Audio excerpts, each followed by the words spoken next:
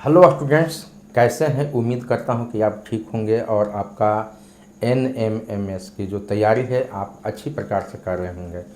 तो चलिए हमें आपके लिए आज हम तैयारी करवा रहे हैं सामाजिक विज्ञान से, सामाजिक एवं राजनीतिक जीवन से, अध्याय 1 भारतीय संविधान। आपको याद होगा हमने अगला वीडियो में भारतीय संविधान के विषय में हमने आपको बताया था संविधान क्या है, संविधान क्यों ज़रूरी है, संविधान क्यों आवश्यक है और अपना देश और अपना पड़ोसी देश जो नेपाल है तो वहाँ पर भी संवैधानिक लोकतांत्रिक में व्यवस्था क्यों लाया गया, ये सारी चीज़ें हम लोग देखे थे पिछले वीडियो में और कैसे मतलब कि संघर्ष किए गए, तो तमाम चीज़ों को देखे थे। लेकिन चलिए उनका हमें रिवीजन यहाँ पर कर लेते हैं आपके लिए। कुछ ऑब्जेक्टिव टाइप क्वेश्चंस हमने आपको लिखा है यहाँ पर और आपको नज़र आ रहा होगा यहाँ पर ऑब्जेक्टिव टाइप्स क्वेश्चन। तो ध्यान देंगे, हम क्वेश्चन को यहाँ कर रहे हैं जो हम पिछले अध्याय में मैंने पिछले दिन हम पिछले वीडियो में पढ़ाए थे कि पहला है क्वेश्चन, संविधान की आवश्यकता किस प्रकार के शासन प्रणाली में पड़ती है। प्रश्न है संविधान की आवश्यकता किस प्रकार के शासन प्रणाली में पड़ती है। ऑप्शन ए राजतंत्रात्मक, ऑप्शन बी लोकतंत्रात्मक, ऑप्शन सी दोनों, ऑप्शन डी कोई नहीं। तो कौन होगा आंसर। संविधान की आवश्यकता किस प्रकार के शासन प्रणाली में पड़ती है, तो आपका आंसर होगा लोकतंत्र। सही है। देखिए दूसरा हम ये बनाए हैं इसलिए कि आपका देख रहे हैं कि आपने कितना बढ़िया से उसको देखा है और कितना बढ़िया से आपने उसको पढ़ा है। तो समाज के मूलभूत स्वरूप के विषय में किससे जानकारी मिलती है। समाज के मूलभूत स्वरूप के विषय में किससे जानकारी मिलती है। ऑप्शन ए है रामायण, ऑप्शन बी है महाभारत, ऑप्शन सी है वेद, ऑप्शन डी है संविधान। तो किससे मिलती है, 5 सेकंड आप सोचें। तो आपका सही आंसर होगा ये संविधान, समाज के मूलभूत स्वरूप के विषय में। क्योंकि संविधान तो हमारा समाज की ही बात करता है, समाज को कैसा उत्थान करना है, समाज में विभिन्न प्रकार के जाति धर्म के लोग हैं सबको कैसे समन्वय बना करके रखना है, उनकी बातें करता है। तो कौन बातें करता है, संविधान। तो ऑप्शन हम यहाँ क्वेश्चन नंबर 3 में देखेंगे कि संविधान के लिए निम्न में कौन सही है। संविधान के लिए निम्न में कौन सही है। ऑप्शन नंबर ए, यह राजतंत्रात्मक शासन प्रणाली की बात करता है। ऑप्शन नंबर बी, यह वेद प्रदत्त शासन प्रणाली की बात करता है। ऑप्शन नंबर सी, यह चतुर्थ संघात्मक शासन प्रणाली की बात करता है। और ऑप्शन नंबर डी, एक देश के सभी लोग अपने देश को चलाने की पद्धति के रूप में अपनाता है। तो कौन हो जाएगा इसमें आपका ऑप्शन सही हो जाएगा, आप जरूर बताइए 5-10 सेकंड में।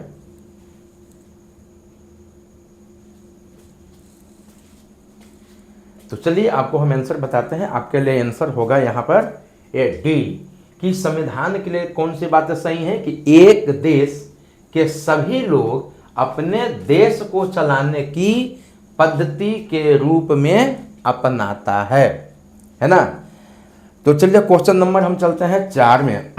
संविधान सभा का गठन कब किया गया था।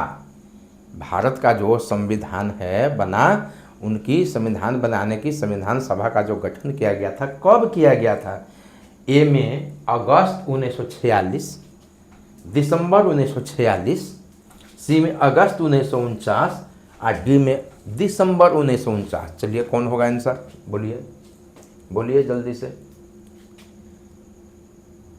तो आपके लिए आंसर होगा संविधान सभा का गठन कब किया गया था, तो दिसंबर 1946, दिसंबर 1946। चलिए अगला हम क्वेश्चन देखते हैं। क्वेश्चन नंबर 5, नेपाल कब राजतंत्र को समाप्त कर लोकतंत्रात्मक यानी लोकतंत्रात्मक देश बना। कब बना, 2005 में, 2006 में, 2007 में या 2008 में। चलिए जल्दी से लिखिए कमेंट बॉक्स में आपका कौन सा आंसर सही होता है। चलिए 5 से दे रहे हैं आपको। तो चलिए आपके लिए आंसर हो जाएगा कौन, नेपाल कब राजतंत्रात्मक को समाप्त करके लोकतंत्रात्मक देश को अपनाया था? 2008। तो ये हम पिछला हम जो पढ़ाए थे उसमें से कुछ मतलब कि हम यहाँ पर आपको ऑब्जेक्टिव टाइप क्वेश्चन को बना करके हमने आपसे पूछा है। तो चलिए अब हम पढ़ते हैं, आगे पढ़ते हैं, ध्यान से देखिए। लोकतंत्र में संविधान का एक महत्वपूर्ण काम यह होता है कि कोई भी ताकतवर समूह, कम ताकतवर समूह या लोगों के खिलाफ अपनी ताकत का प्रयोग ना करे। क्या कहता है? लोकतंत्र में क्या है? संविधान का मतलब क्या महत्वपूर्ण कार्य है? तो संविधान का महत्वपूर्ण काम होता है क्या चीज? कि यदि कोई भी ताकतवर कोई समूह है, जाति से हो या धर्म से हो या मतलब कि भौगोलिक के दशाओं से हो, तो वो कोई भी जो ताकतवर देश है, ताकतवर लोग है ना, वो कम ताकतवर समूह या लोगों के साथ में कोई भी मतलब कि अभद्रता का व्यवहार ना करे, इसको वो क्या करता है? रोकता है। कौन रोकता है? संविधान रोकता है। अगर मान लेते हैं कि संविधान ना रहे तो निरंकुशता आ जाएगी, बहुमत की निरंकुशता का खतरा बना हुआ रहेगा। समाज में जिसकी ज़्यादा बहुमत होगा वो निरंकुश हो जाएगा, वो कमज़ोर लोगों को सताने लगेगा, कमज़ोर लोगों को तंग करने लगेगा, वो उनको दिक्कत पहुंचाने लगेंगे, विभिन्न प्रकार की समस्याएं खड़ी हो जाएंगी। तो बहुमत की निरंकुशता का खतरा हर समाज में न बना रहे, इसलिए संविधान में जो लिखा गया जो नियम है, बनाए गए जो नियम है, इस बात का ख्याल रखता है कि जो भी कम समूह में है, यानी कि हम अल्पसंख्यक हैं, तो अल्पसंख्यकों को भी वही सब मिले जो बहुसंख्यकों को मिलता है। होता है कभी कभी कि एक को बहुत कम हो जाता है, दूसरे को बहुत ज़्यादा मिल जाता है। ऐसा देखते होंगे, कहीं कहीं पर देखते होंगे कि किसी धर्म के ज़्यादा लोग हैं तो वो कम जो संख्या में मानने वाले जो लोग हैं धर्मों का, उन पे वो सताने लगते हैं। कहीं कहीं पर देखते हो किसी जाति का समूह ज़्यादा हो जाता है तो वो कम जाति वाले समूहों पर हावी हो जाते हैं। तो संविधान का नियम कहता है कि नहीं, सभी को एक समान रूप से हम रहने का अधिकार प्रदान करते हैं। अल्पसंख्यकों को किसी ऐसी चीज से वंचित नहीं किया जा सकता है जो बहुसंख्यकों के लिए वो सामान्य रूप से उपलब्ध हो और उनको उपलब्ध ना हो। तो संविधान कहता है कि नहीं नहीं, ऐसी बातें नहीं होगा। जब भी उपलब्ध होंगे तो सभी के लिए एक समान रूप से उपलब्ध करवाए जाएंगे। यही तो हमारी संविधान की विशेषता है, यही तो हमारे संविधान की खासियत है कि ये सभी को एक समान मानता है। तो हम यहाँ पर देखते हैं कि निरंकुशता पर हमारा संविधान क्या करता है? प्रतिबंध लगाता है। निरंकुशता माने, निरंकुशता कहने का मतलब कि किसी के वो बस में नहीं है, जो मन मर्जी में आता है वो किए जा रहा है, किसी का उस पर कंट्रोल नहीं है, नियंत्रण नहीं है, तो उसको हम क्या बोलेंगे? ऐसी स्थिति को निरंकुश कहेंगे। लेकिन संविधान इन्हीं निरंकुशता पर अपने नियमों से वो क्या करता है? नियमों से वो प्रतिबंध लगाता है। यही संविधान का महत्वपूर्ण क्या है? कार्य है।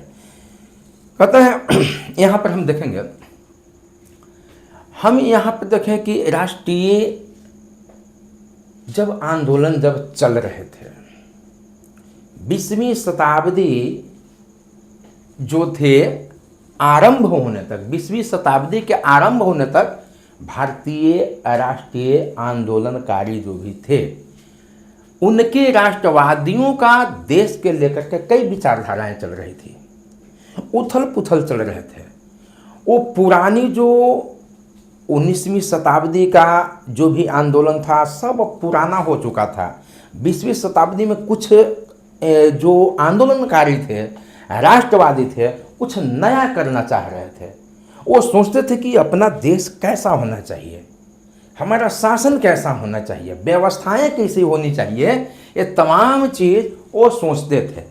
स्वतंत्र भारत किस तरह का होना चाहिए, उनका ये विचार था। उनका मानना था कि हम आज़ादी के लिए लड़ रहे हैं, तो आज़ादी के लिए जब लड़ रहे हैं तो हमारा भारत देश का स्वरूप कैसा होगा, हम स्वतंत्र भारत को किस तरह का होना चाहिए, क्या भारत को एक लोकतांत्रिक देश होना चाहिए। ये तो लोग जान चुके थे कि कुछ नहीं है, तो ये तो बात लोगों को ये जानकारी मिल गई थी कि हमें निरंकुश में नहीं रहना। जो भी औपनिवेशिक व्यवस्था जो अंग्रेज़ों के द्वारा जो लादा गया था, जो हमारे भारतीय उसको मानने पर विवश थे, हालांकि भारतीयों के द्वारा उन नियमों को बनाया नहीं गया था, बनाए गए थे अंग्रेज़ों के द्वारा, यही तो व्यवस्था थी। तंग आ चुके थे अंग्रेज़ों से, तो इसीलिए तो इन्होंने कहा, इनको समझ में आ गया, हमारे भारत के जितने भी आंदोलनकारी थे इनको समझ में आ गया कि हमारा भारत कैसा होना चाहिए, लोकतंत्रात्मक देश होना चाहिए, लोकतंत्रात्मक व्यवस्था होनी चाहिए। इनको ये समझ में आ गया था।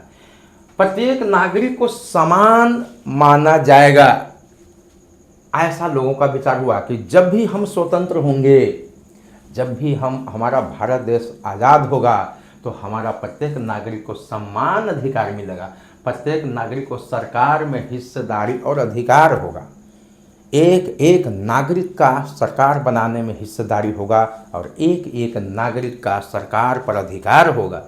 लोकतांत्रिक सरकार का गठन कैसे किया जाए, इन सबों पर मतलब कि विचार लोगों को मन में उथल पुथल हो रहे थे कि हम जब आज़ाद होंगे तो हमारा भारत देश का लोकतंत्रात्मक जो सरकार का गठन जो होगा वो किस प्रकार से होगा, काम काज कैसे होंगे, उनके नियमावली क्या होंगे, किस प्रकार से मतलब कि ये चलेंगे। ये सभी के सभी ये जो विचार है, ये विचार हमारे राष्ट्रवादियों के मन में आ रहा था। अब देखिए, आपका दीर्घ उत्तरीय भी क्वेश्चन आपको बने, बहुत से इसमें ऑब्जेक्टिव टाइप का क्वेश्चन भी आपको निकलेंगे जो NMMS में आपका ये काम आएगा। एक केवल NMMS में ही एग्ज़ाम में नहीं, आपका हर एग्ज़ाम में हर कंपटीशन के लिए कंफर्टेबल है, हर कंपटीशन के लिए आवश्यक है। आपको पता है जो IAS का भी जो तैयारी करते हैं, अगर वो छठा क्लास से लेकर के इंटर क्लास का NCERT का बुक केवल अगर पढ़ ले बढ़िया से ना, तो कहा जाता है कि वो IAS का भी परीक्षा वो बहुत आसानी से निकाल लेता है। क्या सुने, छठा क्लास से लेकर के इंटर तक का जो भी NCERT का बुक है उसको गहन अध्ययन करिए। आपको मौका है कि आप NCERT का बुक को आप थॉरोली पढ़िए, और ये जो NMMS के जो एग्ज़ाम में आप लोग जो तैयारी कर रहे हैं, ये आपको बहुत आगे की ओर लेकर के जाएगा। हम यहाँ पर देखें कि भारतीय संविधान देश के सभी व्यक्तियों को समानता का अधिकार देता है। ये पॉइंट निकला, भारतीय संविधान देश के सभी व्यक्तियों को समानता का अधिकार देता है, एक समान मानता है अपना संविधान कि कोई ना बड़ा है ना कोई छोटा है, ना कोई धर्म बड़ा है ना कोई धर्म छोटा है, ना कोई जाति बड़ा है ना कोई जाति छोटा है, तमाम सबको क्या मानता है, एक समान मानता है।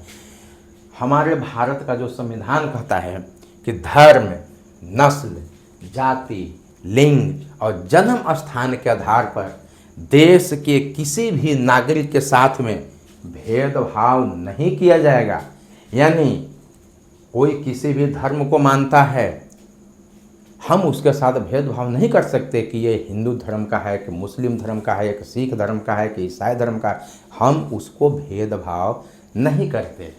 नस्ल के आधार पर कैसा रंग है, काला है, गोरा है, ठिगना है, मोटा है, कैसा है, किस प्रकार का नस्ल है, या नस्ल के आधार पर हम उसको मतलब कि भेदभाव नहीं कर सकते। ये प्रतिबंध लगाता है कौन, हमारा संविधान।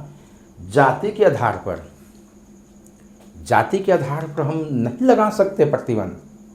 हम जाति के आधार पर हम किसी के साथ में भेदभाव नहीं कर सकते, जाति के आधार पर हम किसी को तिरस्कार नहीं कर सकते।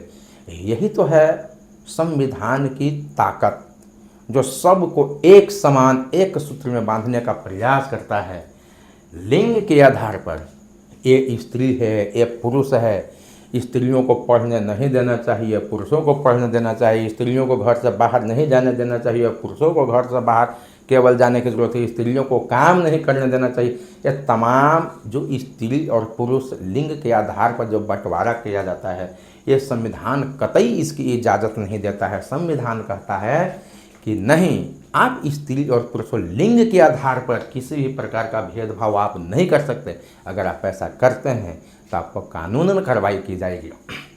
जन्म स्थान के आधार पर, जन्म की स्थान के आधार पर, ये बिहार में जन्मा है, वो बंगाल में जन्मा है, वो सिक्किम में जन्मा है, वो अब तमिलनाडु में जन्मा, ये आपको जन्म के स्थान के आधार पर आप उसके साथ में भेदभाव नहीं कर सकते। ये आसामी है, ये बंगाली है, ये बिहारी है, तमाम ऐसे आप नहीं कर सकते, क्योंकि हमारा देश जो है एक संघात्मक है, एक देश, और सभी जगह पर उसका वैल्यू क्या है, बराबर है, तमाम जगहों पर वैल्यू बराबर है।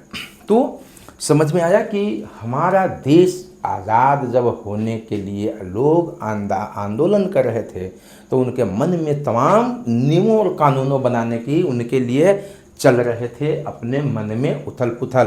तो हम पिछले बार में जब पढ़े थे कि 1946 में, दिसंबर के 1946 में जब संविधान बनाने का गठन किया गया, तो उसमें संविधान बनाने के लिए जो सदस्यों की जो संख्याएं थी, कितना थी, करीब करीब 300 सदस्य थे।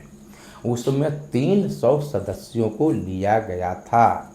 ऐसे ही अकेले ही किन्हीं ने संविधान नहीं बनाया है, वो संविधान को बनाने में कई लोगों को अपना मतलब कि माथा पेची करना पड़ा है, और 300 सदस्य मिल करके एक दो दिन में संविधान नहीं बनाया। इसके लिए गहन अध्ययन किया गया।